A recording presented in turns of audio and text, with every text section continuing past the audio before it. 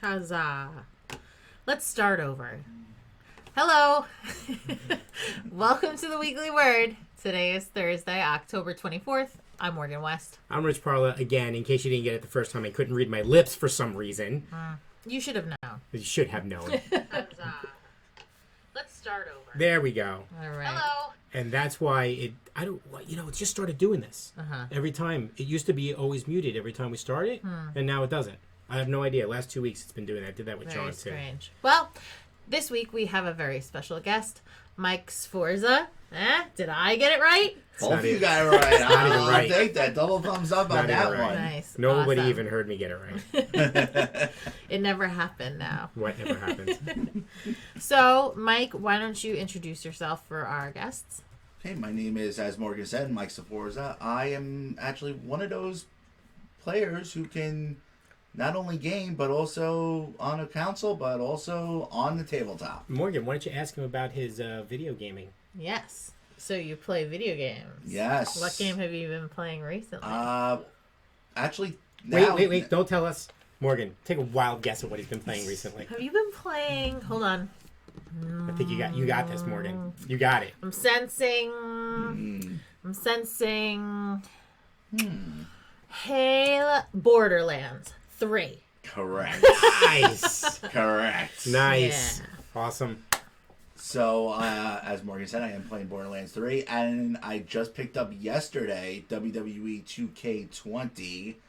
This is new. Yes, and actually I went all out. I did get the special SmackDown edition, Cool. which came with a autograph. It was actually Kurt Angle's autograph. Who was very a nice. world champion, WWE Hall of Famer, and an Olympic gold medalist. Yeah. Wow. So I just started that. Game is very glitchy. Oh, boy. So, what level are you in Borderlands 3? I am level 40. Right. So it means you're at the last boss, but you won't be able to beat him until you're 45, right? Yeah. Unfortunately, I'm very knowledgeable about these things. I have to actually go back and do a few side quests that I didn't For do. shame. I know. I wanted to see how hard this actual boss was, but he was literally. Now, how would you feel, though, if you had been able to beat him that first time? Would you be like, oh... Like, it would be disappointing, right? No, it wouldn't. No? No. Oh, man. I would have been disappointed, Because think. then you get to start the game over again on a harder difficulty. All right. And that's how you rack up your level.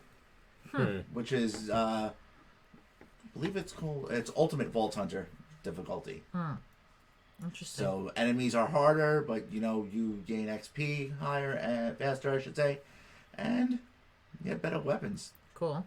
Well, that's fun. Are you enjoying the game? I actually am enjoying the game, yes. All right, good. Where there's also some other modes, and I'm getting into those modes as well. But I like to complete the story first, and then move on to, the other. There's Slaughter Dome, which you have to beat 5 stages of it. So story mode doesn't get you high enough in level? It does, but you gotta do the side quests, and you gotta. So those are all part of story mode. Those are Got it. Okay, it's part of the achievements or trophies, depending on if you're playing on the PlayStation 4 or on the Xbox. Okay, cool. And What about on PC? I don't. PC, you're most likely. If you have Microsoft, you're gonna be with the Xbox because of the backward of the compatibility. Got it. Same ones. Yeah. That makes sense. All right. Cool. So just a little background. You've been playing D&D for how long? It's gonna be a year and a half in December. Okay, cool. So what brought you into gaming? Specifically, Tabletop role-playing gaming. tabletop role playing was my cousin said, "Hey, I need one more for D&D." I'm like, "Well, I haven't played in a while, about 15 years." But he's like, I'm like, "Okay." So we came back. We actually went to Legendary Realms in Plainview. Was playing over there for a little bit, and then we, our game got disbanded. The Storm moved to its new location now in Lindenhurst. Mm-hmm.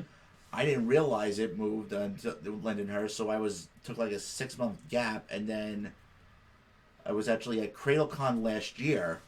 They needed players, so I said, you know what? All right, let me jump back in, and then I wound up saying, you know what? I liked it. I'm going to play Tuesday nights. Very cool. Because John, who is crazy, I was going to say that he is my DM, so I don't want to get my character killed. But John, who is the lead DM on Tuesday nights, Yeah. he said, "Come on down." First table I was at had 11 people. Yeah. I remember those days. Yes, There's a lot of people. Yeah. 11 people for a first timer. So that kind of leads us into the first topic of the night, one that you provided to us, Forgot which we had is topics.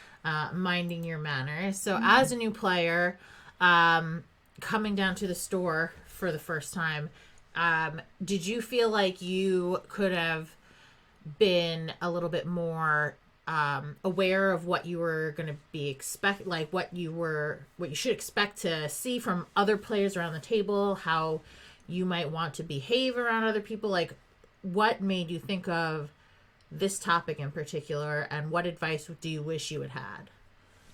The advice, what made me think of this topic is just from being a newer player and not knowing not really knowing knowing the rules, but not knowing the rules in full. Like not reading the player's handbook, which is actually something whatever class you want to take, read that player's handbook on that. That's going to be your key to actually understanding the game better. So that's like some of the advice. But also asking questions to the veteran players that are at the table. The people that you know who seem to be trying to help you out as a newer player. But not the salty ones.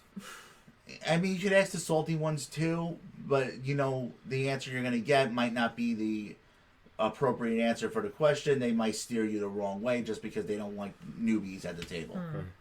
That's fair. What do you think? Do you wish you had had any advice when you started gaming? Do you think that you have any advice to give to people who are only just now getting into the hobby? Yeah. I think in earlier days, I think the advice that probably would have helped me the most is, you know what? Your character can die. Don't flip out when your character gets hit. And if he dies, let him die. Roll up another character. Which, in the earlier days, D&D was a little bit more deadly. So hits hurt. But I think that's really something that needs to be emphasized. I think it's emphasized a lot more. Don't you can become attached to your character, but don't get so attached that if he dies, right. It's not going to happen. I mean, just from playing on Tuesday nights, I've seen people get so attached to their character that they refuse to change the character. Because the character is too dark, or they just love the character entirely and don't want to change it at all. I feel like I'm gonna go off on a tangent on yours. I agree with you completely. Like I find it very frustrating when there are house rules, for example, brought into the game that prevent character death. Because I feel like that's one of my favorite aspects of D&D is the finality of that. The fact that there are actual consequences when playing the game for, bad decision making or just random. Yeah. Sometimes bad stuff happens and you roll a dice and it's, against you. I agree with you completely. And I really hate when that's taken away, even to an extent where, like revivify and spells like that bring your character, back from the grave. I don't love having that available at all times. See, now I'm okay with that, but I agree with you on the homebrew rules. I don't think it's very wise to. I don't think it should be circumstantial. I don't think a GM should twist the rule to avoid a character death, right? If it doesn't fit the plot line, that's different. But when it does fit the plot line, let him die.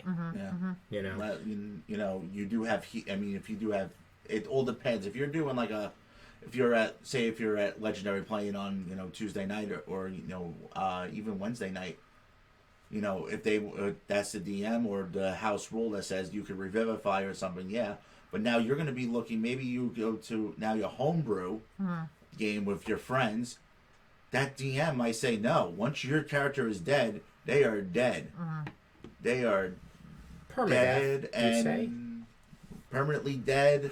You could re-roll, or you could go re-roll another character. Here's the book. Come back in 20 minutes. 20 minutes, you say? We could do it in 5. We could do the 5-for-1 challenge if they want to do it like that. Oh, we should do that live. Oh, we should. That'd be fun. We should definitely do that live. Maybe on Sunday we could do that. This Sunday? Not this Sunday. Next Sunday, isn't it? Oh, yeah. Yeah. Ooh, that's interesting. Yeah, we could do that live. That'd be fun. We have to get a couple more people All right. because it's 4 people. Yeah, that's Marty and I, Actually, did you do that? The 5-4-1 with us? Yeah. You did. So to get back onto the topic we had actually been meaning to discuss, because I feel like I drew us away. I know, it's in my nature. Advice for new characters. Advice for new players. If a gaming group isn't for you, don't stick to it.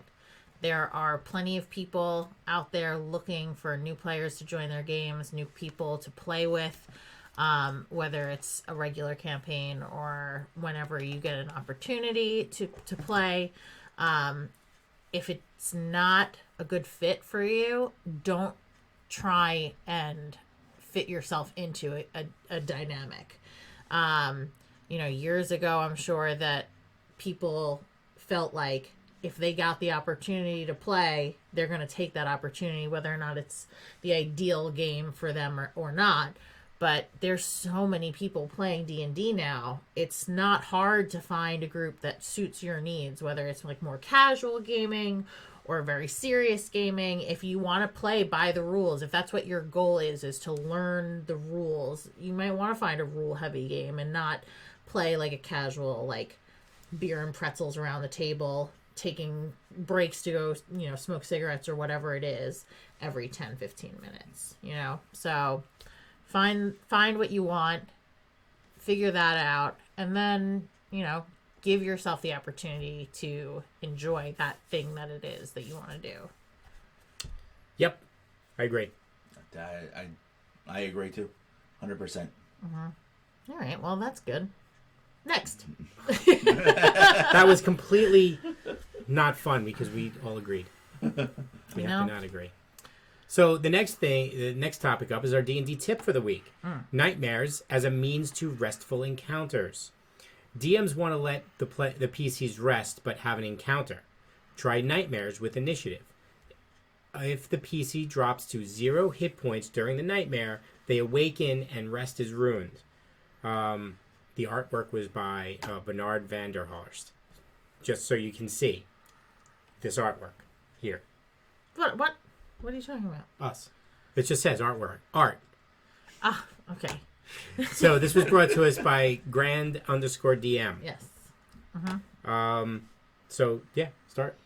I've actually, in the most recent campaign I was a part of, we had a session where our characters were in the middle of a dungeon. We had encounter after encounter, and we really needed a rest. We needed it so bad, and I think in the circumstances, we left. We went to the inn and we rested.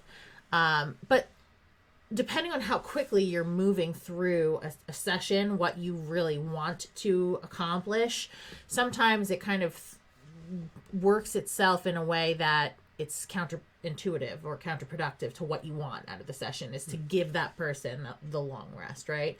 And so this specific tip I really loved, because if everybody's hurting, right, like you want to be able to give them that boost, what they need to get back in the game. But this way, it's like a fun opportunity to provide an additional encounter that isn't going to affect the playability of whatever bigger thing you have coming for them. Except they could possibly not get the rest. Mm-hmm. But I think that's I don't know. I love it. So that actually plays back to the your earlier tangent of character death, and it's too easy now to just go and rest. Yeah, it was never as easy. There were consequences for leaving a dungeon. Oh yeah, and then coming back. Well, I mean, the DM generally make the consequences, but if you leave a dungeon and you come back, anything that's dead, now everything should be on alert, right? Because you left corpses, Yes. I think didn't that happen to one of our Morgan and I actually played on the same table for about a year straight. So I would do that was actually just more recently, but didn't one of our other players he was waking up having nightmares? Yes.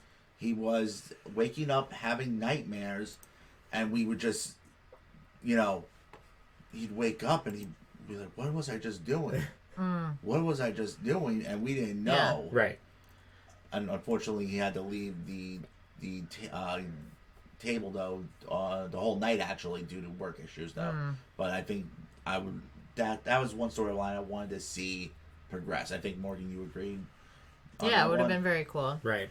It's interesting the idea of nightmares in general, regardless of whether or not it's you're gonna throw in specifically a nightmare encounter, but the idea of not being able to get that rest that you think you're getting. I don't always love having my rests interrupted by something in the real world, but it's fun when it happens, when like there are consequences to not getting like that perfect night's rest, right? Yes.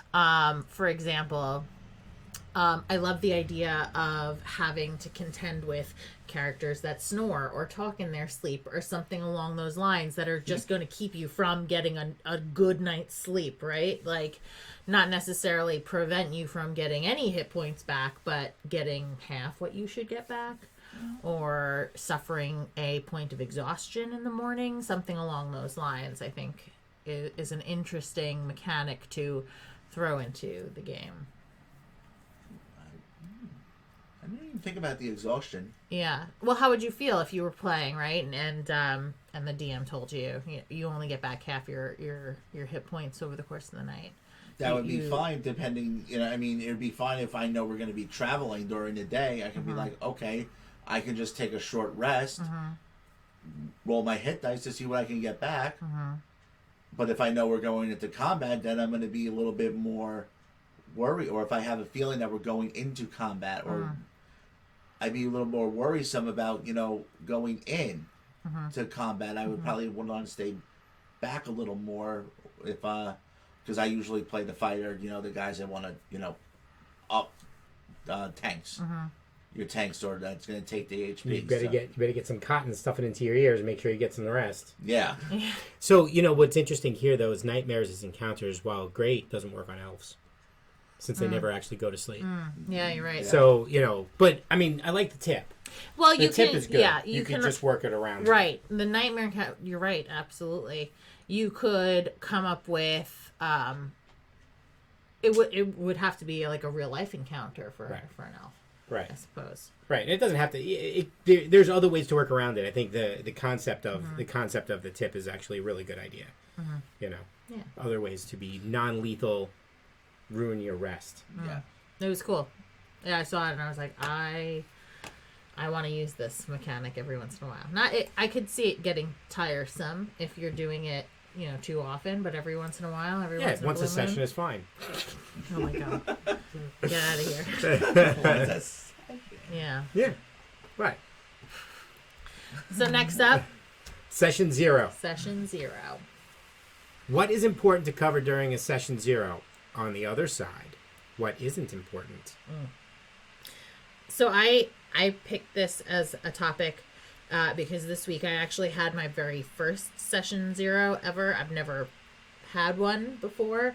I haven't played that many independent campaigns, and what independent campaigns I have played have been based around someone's specific goal, right? Like one of my friends creates a setting that they want to explore. And so we've explored it, right? I've never sat down at a table before with no specific goal in mind for the game I was going to play. So this week, for the first time, I had a Session 0. A bunch of players wanted to start playing and didn't have a particular, place to start. So we talked about what we would like to do, whether or not that's like mostly combat, mostly exploration, how often we would like to have like fights. Did we want to do a lot of dungeon crawling, whatnot. So that was one thing that I covered in the session 0. What would you say are other things that need to get covered or should get covered ideally? So the level of role play, the balance of start and end times. Right? How long do you play for? Where do you start wrapping up? Can you cut a session in the middle of combat? Do people some people get upset about that, and some people don't. We've cut sessions in the middle of combat, and sometimes it's a good cliffhanger. But you want to get the ground rules on how the game should be played. How you want to manage the game, really. Yes, definitely what the players want, but there should be like expectations also and stuff like that. Like, can you play? How many people need to be there to play? Right? Yeah, that's a good point. I think that's an important one. One that we did with my recent campaign. It's like, well, what's a quorum, so to speak? How many players need to show up at the table for you to actually go and do the things you're going to do, and because if you have less than that, then do you cancel the session? You just play a board game or something like that, and you move on. And then and then talk to how do you play the other players not being there, because there's multiple ways to do it, right? Does somebody play their character, or does the DM have to come up with something? And of course, there's plenty of different ways to deal with that. I've actually it was a session 0 when my cousin's campaign. We started off.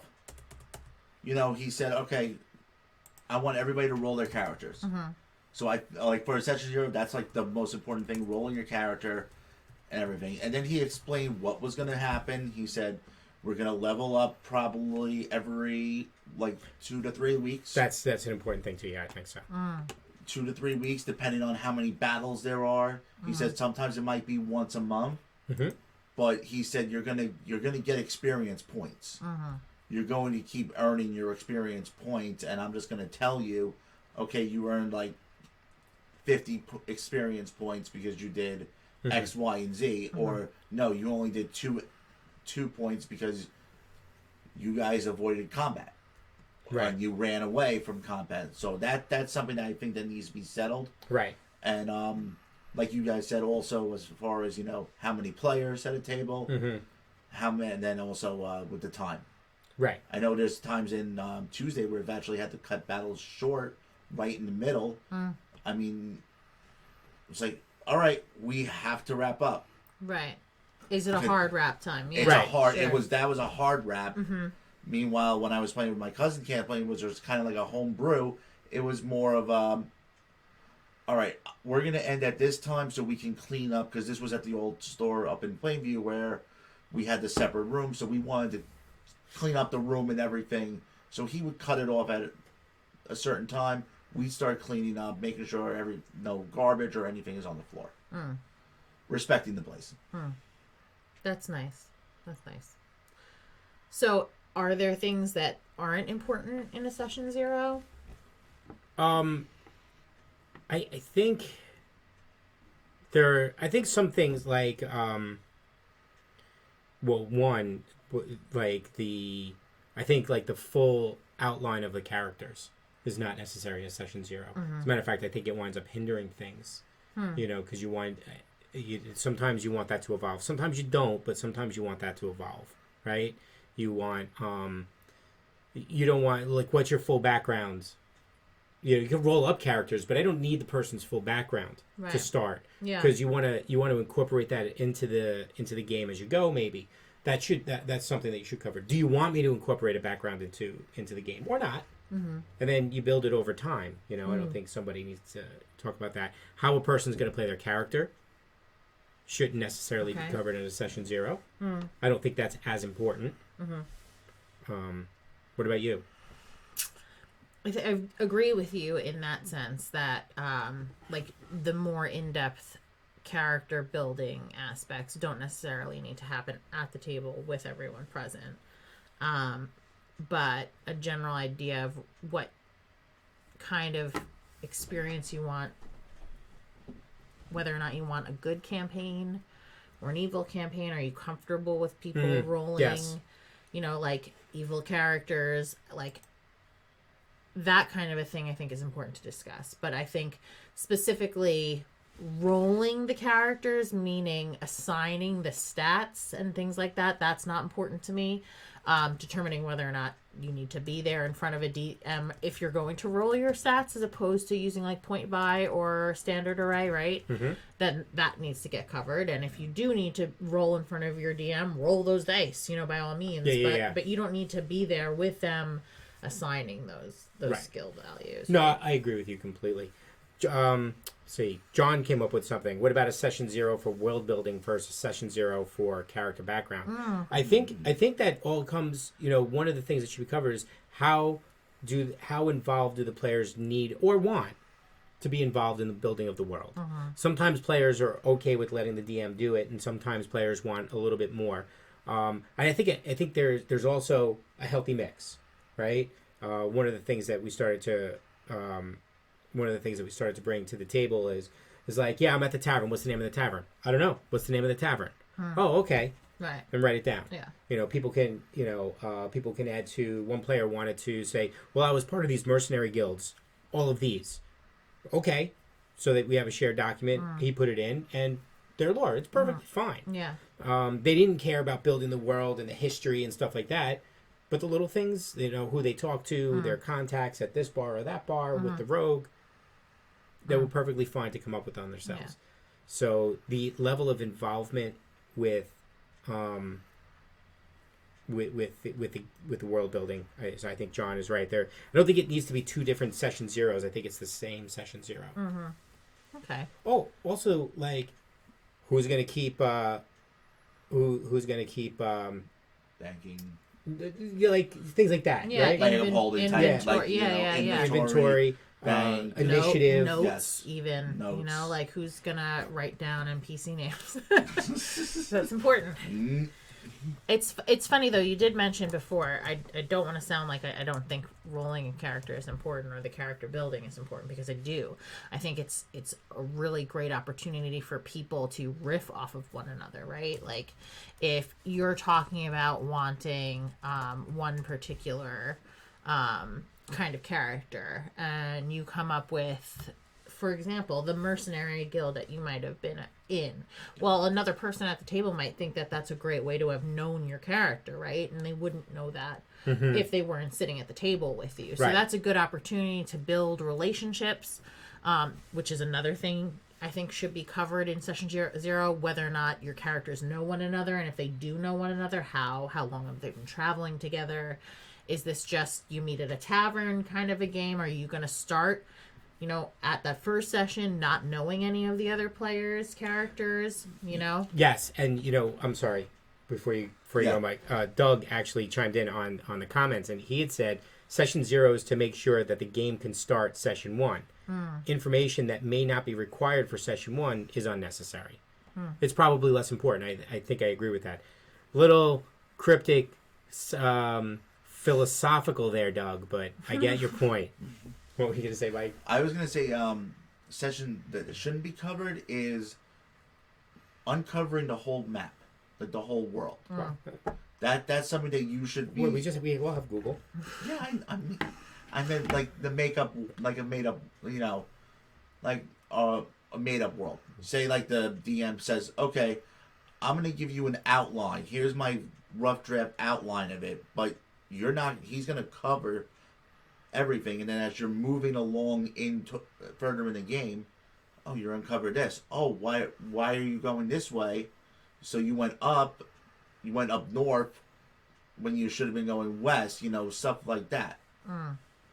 And discover more cities that are on the map. Right, but you should also understand who your players are. Yes, because some players will go, "Oh, we're in a city. I'm going to the library. I want to go to the Atlas." Yeah, I hate those players. No, I don't really hate those players, but there are players out there. Know them, know the questions they're going to ask you. I think you need to prepare as much as knowing the questions that they're going to ask you. Yeah, that's a good one. Yeah,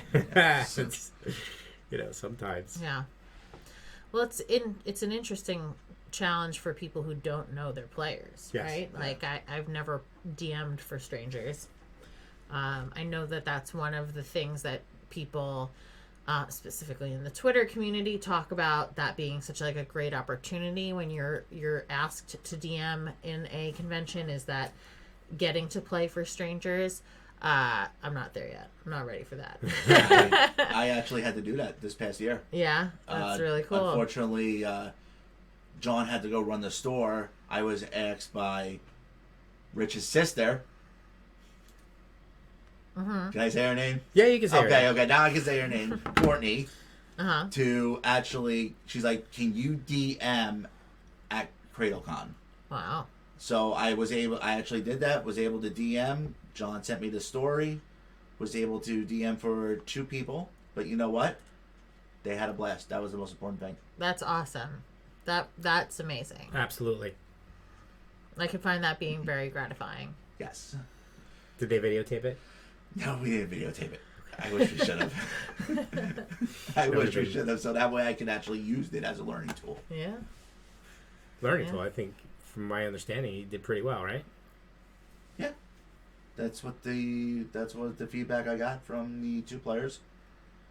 There's 2 players in the game? There was only 2 players that signed up. I said, you know what? I have 2 players here. They already have their character sheets already. All right. I said, all right, we're going. That's More awesome. power. That is pretty awesome.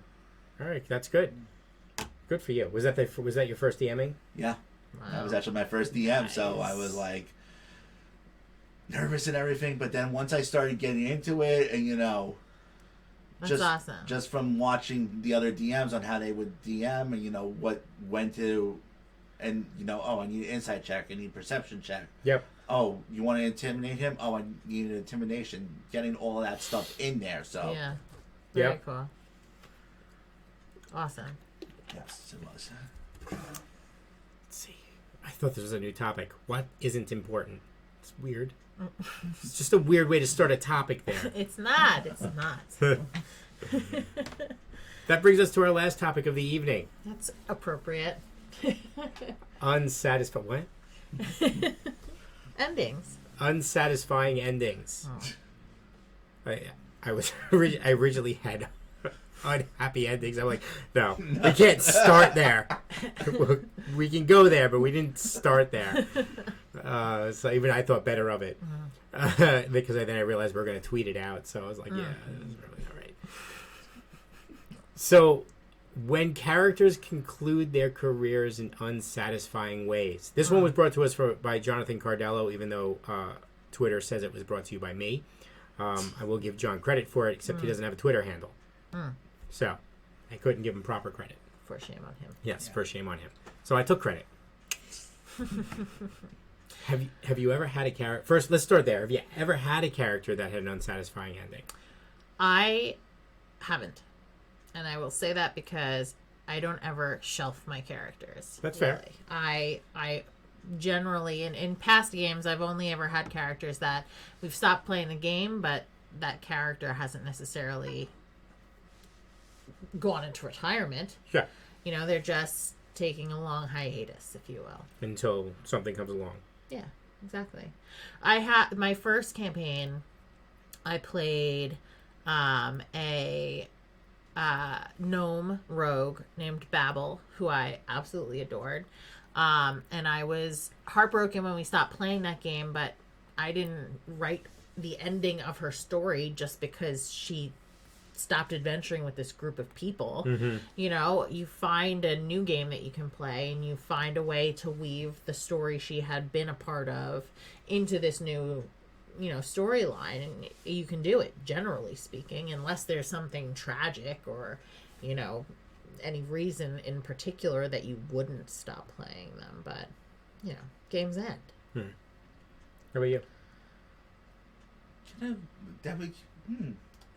Because my last campaign, it's kind of yes or no with that. Because my last campaign, as Morgan knows, we, when unforeseen circumstances happened, our DM had to leave. Mm-hmm. So we kind of had to rush 2 endings at the same time, which we didn't find out until the last night. One was Sanrin's ending, and Meisen's ending. We're both in the final combat. So I wish maybe we could have went a little bit longer with that, so I could have had a little more of a satisfying. But I was pretty I was satisfied with it, but not satisfied in the fact that on how the consequences of how the person who I was trying to kill, which was actually my older character. You got into a fight with yourself? Here's what happened. That's what I heard. No, it's true. That's what happened. Yes. My original character for Tuesday night. So were you the only player at the table? You were just rolling dice against yourself? Did you have two different sets of dice? Yes. Oh, I have like 20 sets of dice. No, I know, but when you were rolling two different sets, no. Because that'd be awesome. The other character... You don't even need a DM. I know. You're a self-DM.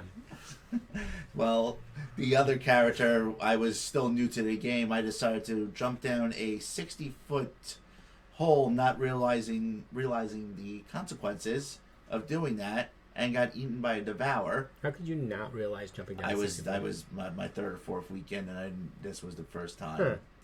Now I know better. Okay. Use a rope. Right. Okay. Or climb down very, very carefully. So that character then wound up becoming an NPC as I brought him over when our worlds switched. I brought him over as an NPC, and then I worked with DMs to get him in, try to get him in to see how we're going to get him in. And we got him in as an evil, very evil tyrant who was raising undead and attacking villages. And that became the NPC? Should have taken him as your player. Well, I couldn't because I had my other player that I brought in. So, I have to say that some of my characters have met some unsatisfying endings, mainly because editions changed. And recreating a character in a new edition has never really worked out very well.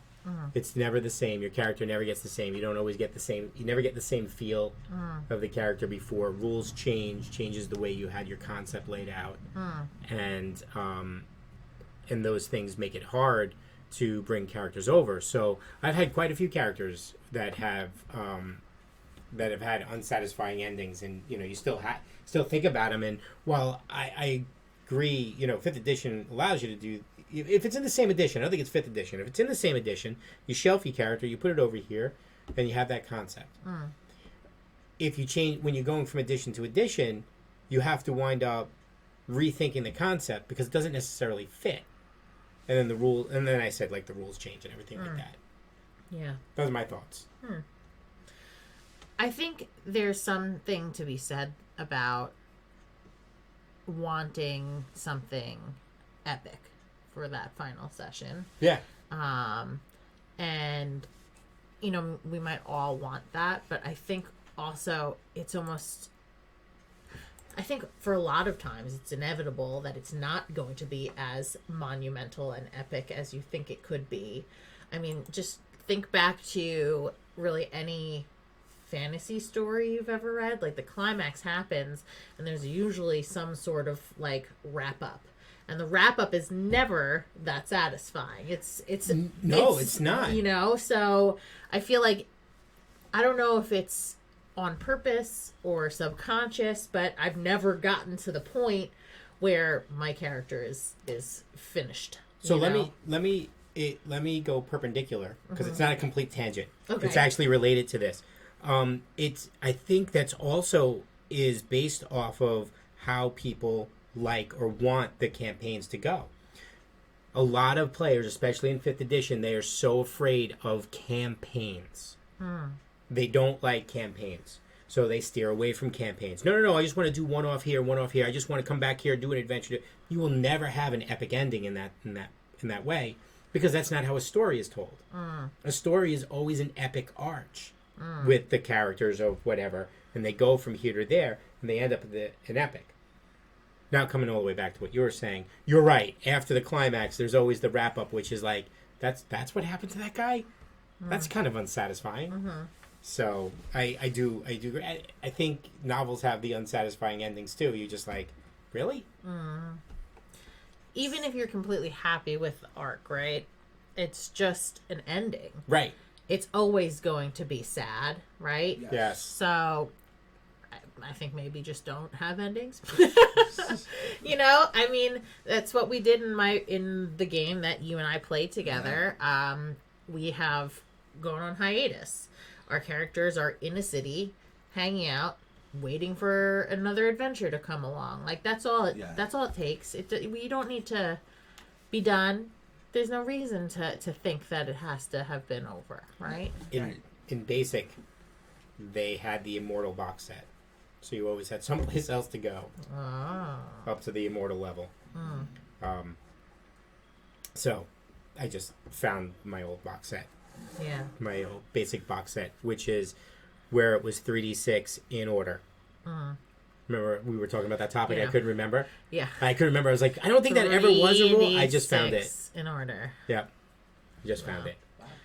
I did 4d6 in order recently, most recently. But no. 3d6, no.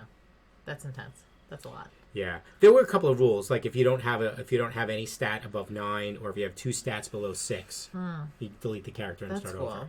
So, like I read it, it wasn't as stupidly hardcore as some people were making it out to be. But see, it's funny because I always want to roll, right? I always want to roll, but I find that I have a tendency to do just a little too good. It's never really good, you know? I want like a really good number and a really bad number. And you don't get that, generally speaking, from doing the rolling that is common in this generation of D&D, which is rolling 4d6 and keeping the highest 3 that you rolled out of those 4 and then assigning them however you want. just so you know, that has always been a method in Advanced Dungeons and Dragons from Okay. 1st edition on up. Well, it generally produces not a lot of numbers under 9. Right. It's almost always I've rolled a lot of 10s through 13s. And that's just about the most boring set of numbers you could possibly have, you know? Like, you're just, like, super mediocre. I don't want to have a super mediocre character. I don't... I want to do good at the things that my character should do good at, right? Right. So, if you're going to do that, a lot of people find the urge to then pick a race that benefits whatever it is that they want to do, right? Yeah, I'm not about to do that. Like, you're just limiting your role play potential, like the opportunities to create a real genuine character, right? Like, it doesn't feel genuine if you're only picking that race because they get a +2 to dexterity, you know? Like, so Yeah, no. I agree. You know, even using standard array, yeah. 8 is your lowest, right? And that's livable. Yeah. It doesn't create as many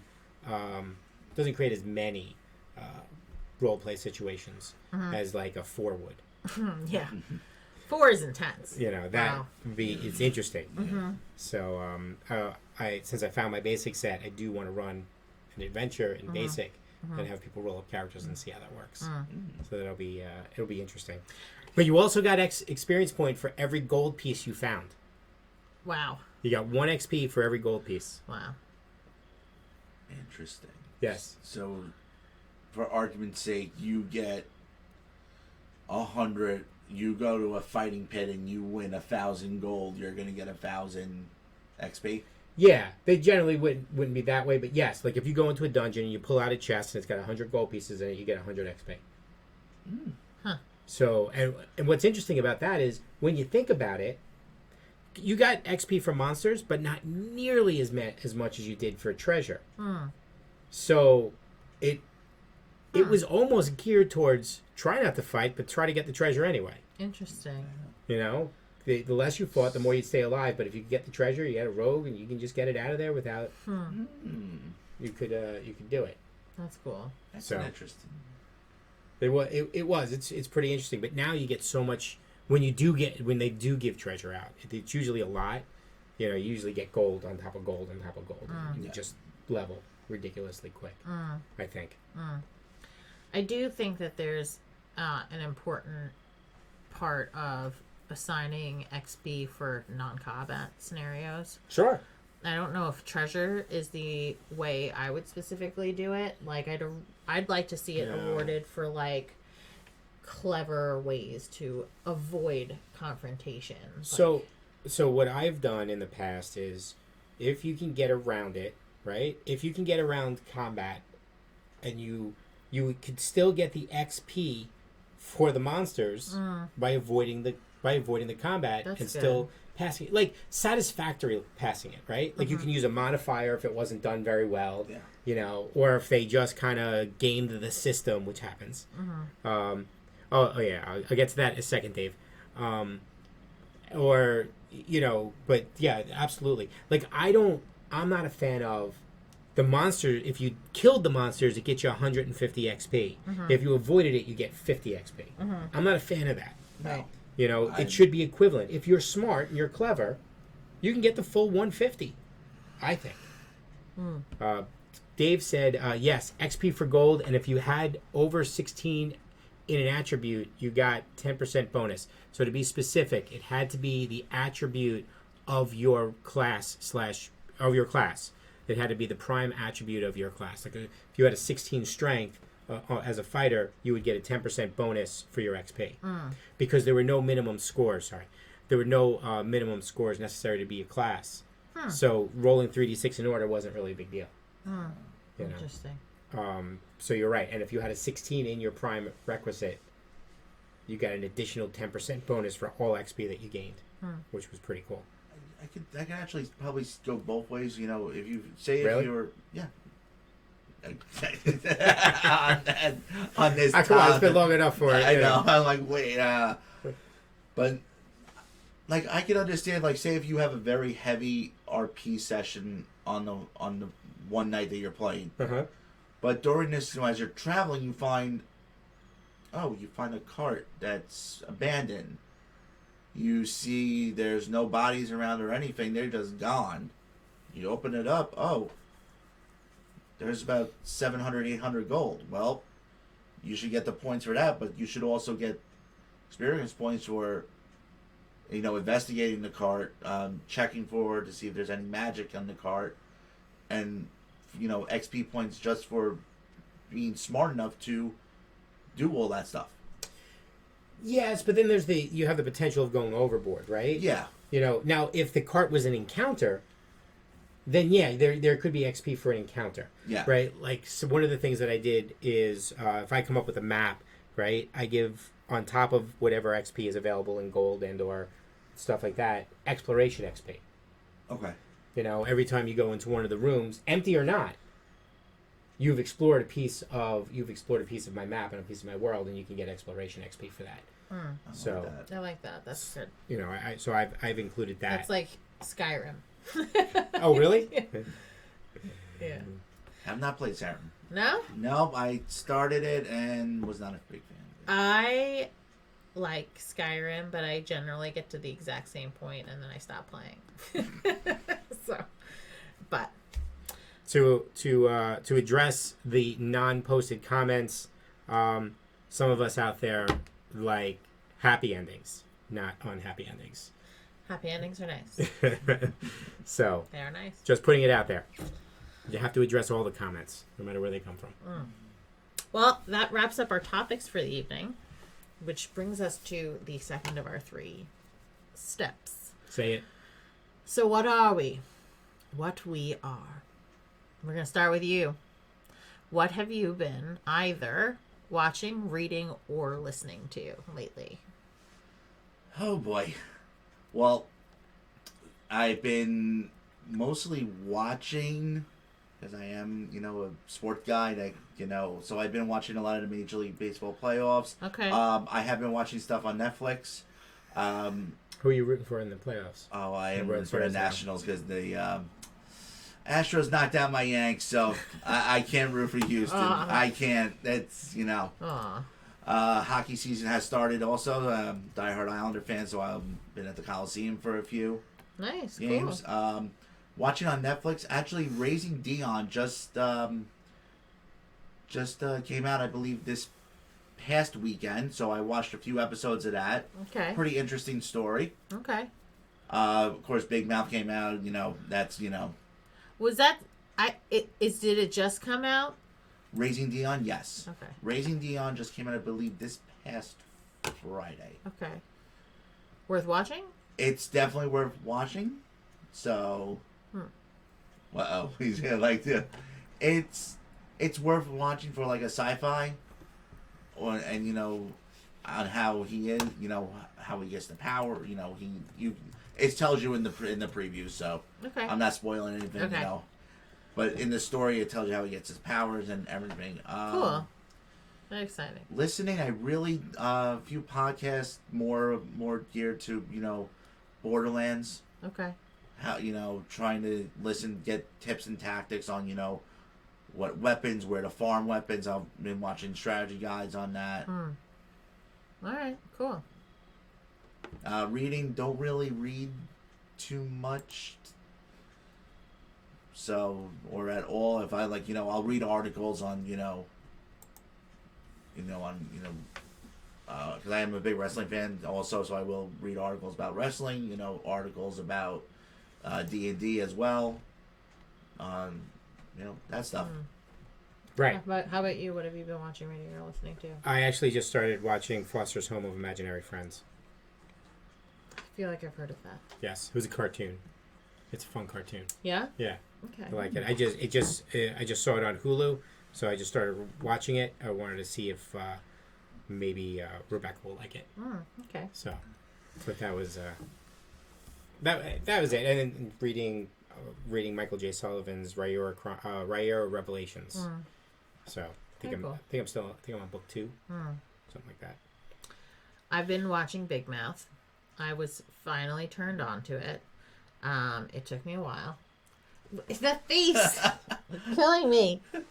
I was not on board for a while, and then I just started watching, and I'm like addicted to it, and it's already over, and I'm like, oh shoot, did that thing where I binge watched it. I'm not usually like a binge watcher. I don't tend to consume all of a particular show at a given time. I did this time. Oops. So. I've done that before. When Disenchantment came out, I literally binge watched it for the first. I couldn't get into Disenchantment.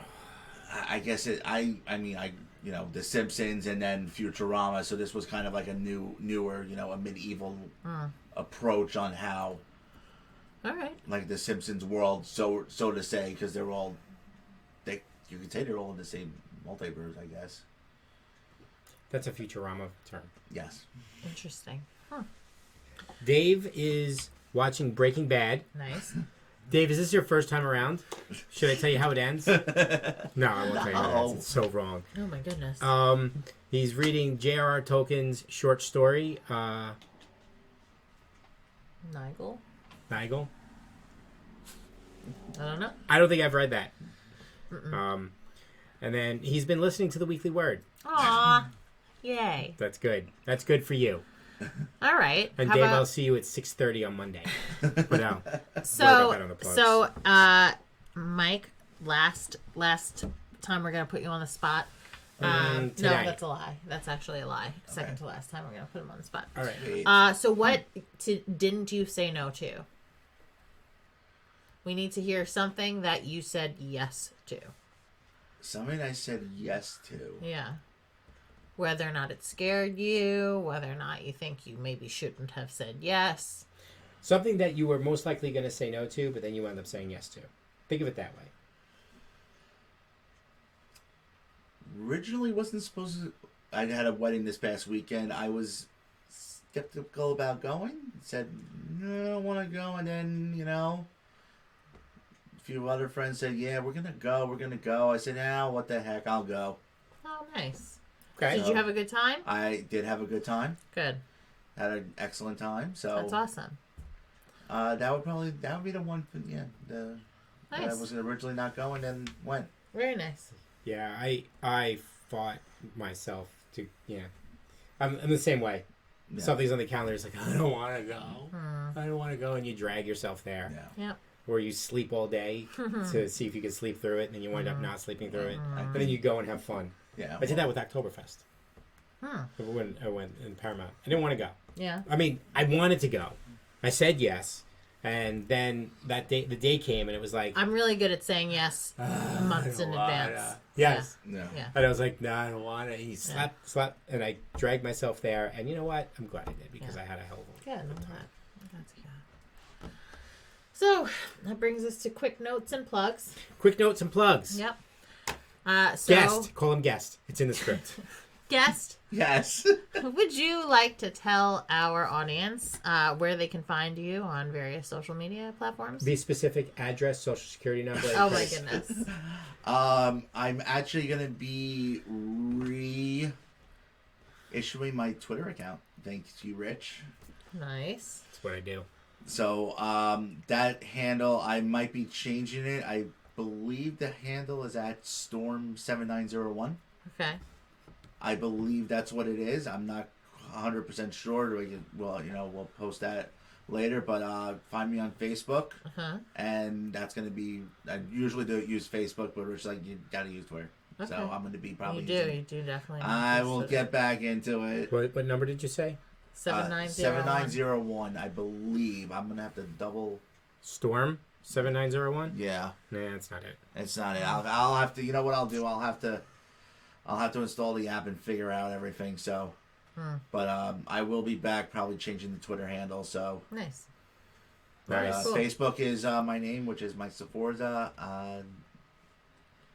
So Do you have an Instagram? no Instagram, no Wow. Snapchat. I try to stay off that stuff. Wow. I actually do try to stay off it because I hear horror stories about what is actually sent on them, and Boy. I just don't have time. Oh. All right. Well, thank you. We're super glad that you joined us tonight. It was a lot of fun. Thank you guys. You're welcome. Yeah. We very much appreciate it. I appreciate it too. All right. All right. Yeah. We forgot the costume, Oh no. and we're off next week. Oh no. It's all right. We'll put it on afterwards. Okay. Completely fine. Oh no. We can do it on Sunday next week. We can do it on Sunday next week. It's still Yes. after. It's still That's after. okay. Yeah. It's Okay. close enough. Yes. Next Sunday. Yes. A week and a few days from today, we will be participating. We'll have a special episode once again. We will be participating in another fundraiser for Thread Raiders for Extra Life this time. Extra Life for children. So it will be awesome. And you should be there. Yes. Apparently, we're going to do the 541 challenge. Yeah. Which is going to be That was a great. great idea. That was. Yeah. So, and I think John needs to be. I'm down. So John would be the fourth. Okay, cool. All right. So you can be. Actually, no. I have 3 weddings. Oh, so you're not going to be there? No, I have a that's going to be November. That's Wow. okay. Third. Yes, I do have. That's going Alright. to be my last All right. wedding in the month. Maybe we can get Dave to do it. Oh, that would be Oh. awesome. All right. We'll ask Dave if he wants to be our fourth, Very cool. and we can get this done. All right. We'll get it done. I don't think we're gonna get it done. All We're not right, gonna get it done. so upcoming items. If you would like us to review something, leave a comment here in the video. Send us an email at social media at lrhobbies.com. Some upcoming items that we are going to be reviewing is Wingspan, the board game, Black Angel, the board game, Everdell, the board game. Yes, we are. That's new. And Through the Veil, which is a Feywild themed D&D 5e supplement. Awesome.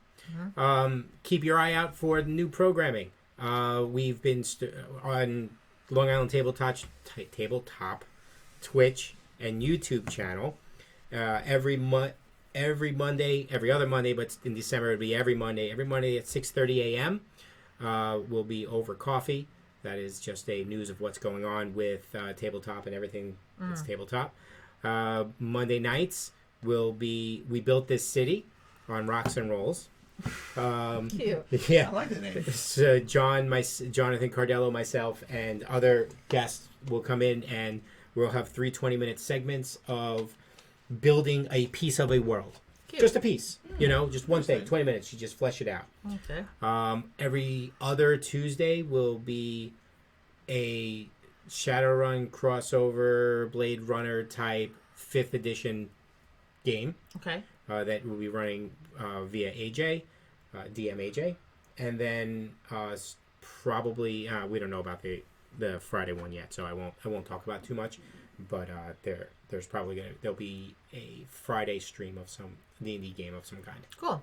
That sounds great. That's coming. Very exciting. And then salty couch potatoes, but I don't have the details of the date on that one yet. All right. Still you. Oh, links for all the subjects we covered tonight are in the video description. Hold on, I must say something. Tara will kill me if I don't. So I need to make an announcement that registration for the D&D retreat, health retreat, is up. The link is in our description, and it is, so go and register. And if you mention Legendary Realms, you for an extra gift in their gift bag if you mention Legendary Realms. Very cool. So go and register for the retreat. It's gonna be really cool. I don't know if you've seen it. Have you seen the website for the retreat? It's rad. Yeah, actually I did because Tara gave me the link. Yeah, so I could put it in there. So it's going to be a D&D themed retreat where it's D&D sessions, world building, writing courses, things like that. And it's all going to be happening in a castle up in Vermont this March, if I can remember, 26th through 29th, I believe, which is so cool. You got to check it out. So it's on her website. Links in the bio. yes, In the video? links in the description of the video. Cool.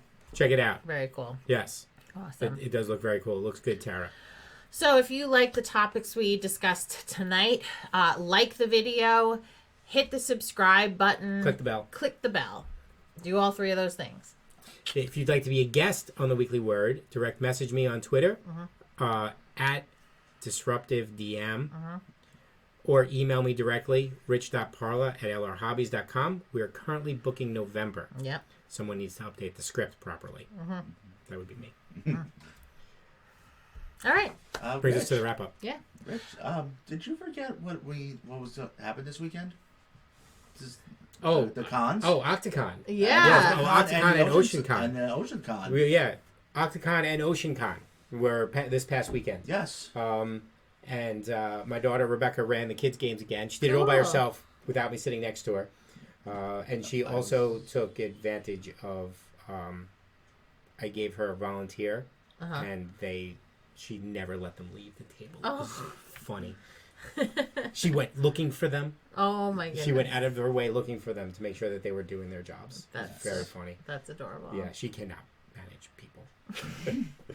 You were at OceanCon, right? No, I was with you You at were with me Octocon. I was with you at Oh my Octocon. God. Yes, I know. I was actually representing the Long Island Retro Video Game Expo at that. I thought it was on. For some reason, I thought it was on Saturday. Sorry. Saturday I had the wedding. Otherwise, I would have been there both days. Yep. But Oceanside was only the Sunday, and you got a report back from John, or did you hear from John about how that went? About OceanCon. OceanCon went over extremely well. There was the senator came down and one of the other town officials, and they wound up staying an extra hour. OceanCon has now invited us back to do D&D and Magic the Gathering and Transformers. Very cool. Next year on theirs. And From the retro side, also that was from the yes, table and side. for the From table, the retro side. We actually, I found from Dan and Terry who were over there. They were literally just astounded on how successful that convention was. Yep.